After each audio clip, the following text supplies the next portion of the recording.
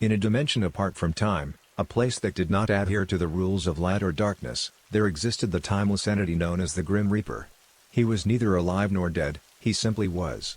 Cloaked in the deepest of blacks, his form was ephemeral, a shade shifting and undulating with every passing non-moment. His scythe, a thing of beauty and terror, gleamed with an iridescent light. The blade seemed sharper than the universe's end, capable of cleaving the very fabric of existence. In the midst of this boundless void, the Reaper's home was a vast citadel constructed from obsidian, a reflection of the silent vastness in which he dwelled. It was a place without sound, without color, without warmth or cold. The silence was so profound that it seemed to possess a weight of its own, pressing in from all sides, suffocating and omnipresent. Yet for the Reaper, this silence was solace. He was the keeper of balance, the harbinger of the inevitable end that came to all things. His was a duty that spanned beyond comprehension, for he had been present before the first breath of life and would remain long after the last star had dimmed. To fulfill this duty, he would regularly traverse the realms, ensuring that the cosmic scales remained even. On one of such travels, as he moved through the astral plane, he felt a peculiar disturbance. It wasn't an intrusion in the traditional sense, no force dared to challenge the might of the Reaper. It was rather a tiny, incongruous thread of sound. A vibration so delicate that it might have been missed altogether had it occurred anywhere but in his silent dominion. Intrigued, the Reaper reached out with his vast consciousness, trying to locate the origin of this anomaly. As he focused, the sound grew clearer. It was a melody, the likes of which he had never encountered. Beautiful and haunting, it tugged at the very core of his being.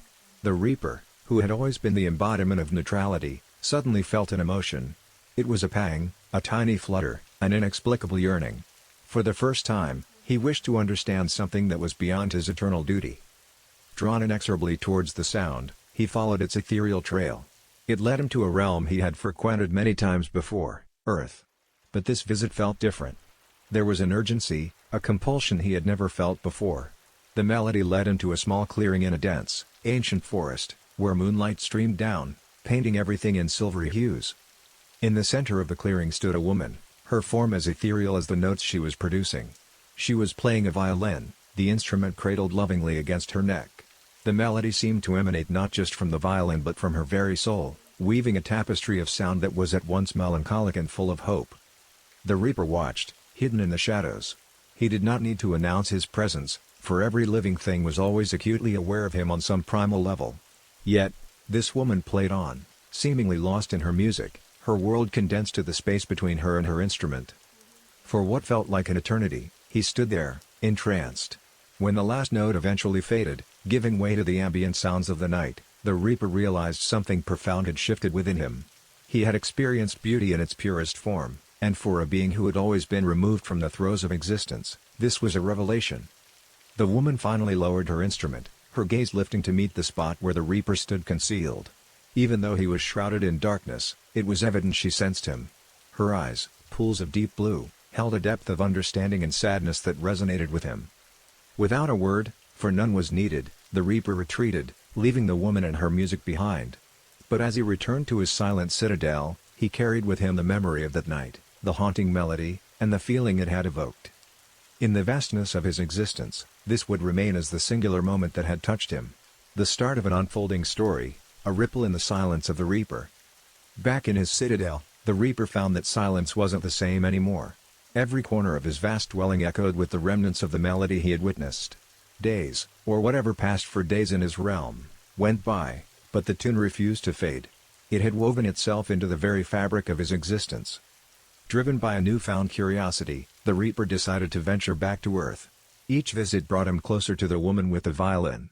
He watched her from the periphery of her life, trying to comprehend the nature of her music and her existence.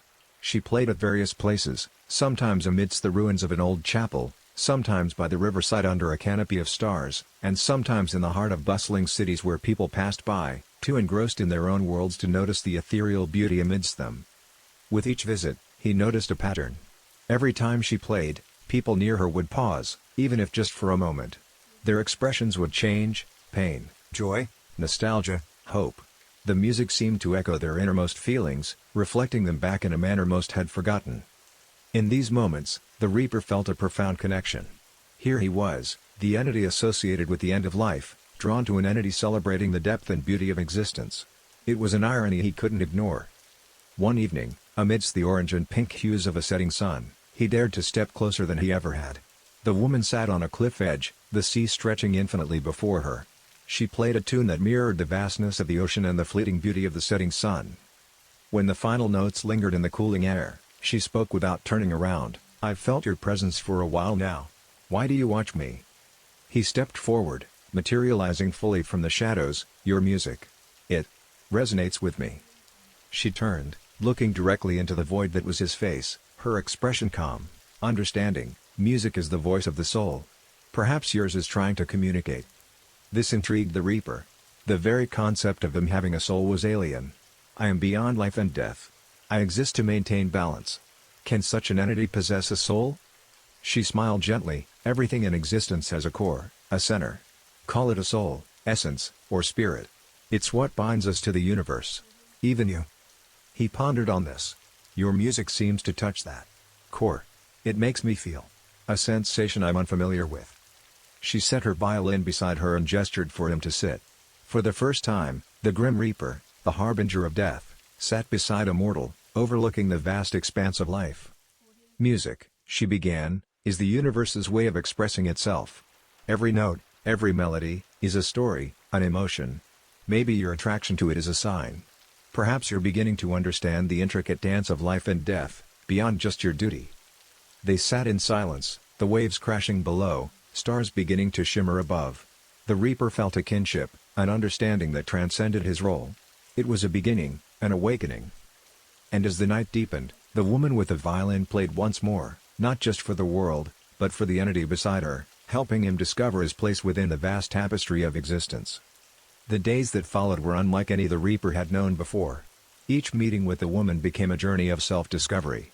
Through her music and their conversations, he began to perceive existence from perspectives he'd never considered. One fateful evening, as they sat on a mountaintop watching the world below, the woman turned to him, her eyes filled with a melancholy he had come to recognize. "I've always known of your presence, even before you found me. I think I've been playing for you longer than either of us realize." The Reaper, now familiar with the nuances of emotion, felt a sudden pang of sorrow. "Why do you say that?" The woman cradled her violin, her fingers caressing its strings. "Because I've seen the other side of life, the end that everyone must face. My music, I believe, is a bridge between life and what comes after. A gentle transition, a reminder of the beauty that once was." He looked at her, realization dawning. "You have the gift of sight. You can see the threads of life and death." She nodded, a tear glistening in her eye. "And I see my own thread nearing its end. I've accepted it. But I wanted you to understand the depth of existence, to find your place in it, before my time came." The weight of her words settled heavily upon him.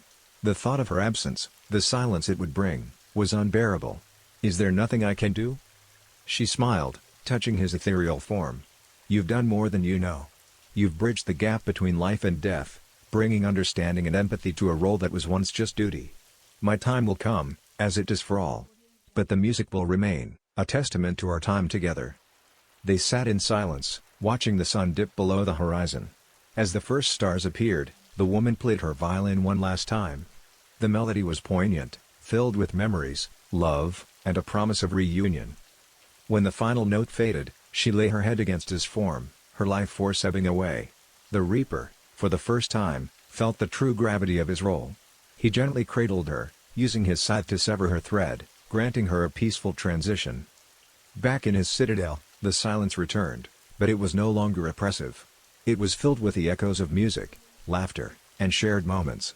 The Reaper had discovered his essence, his connection to the universe. And though he continued his eternal duty, he did so with a newfound understanding and compassion.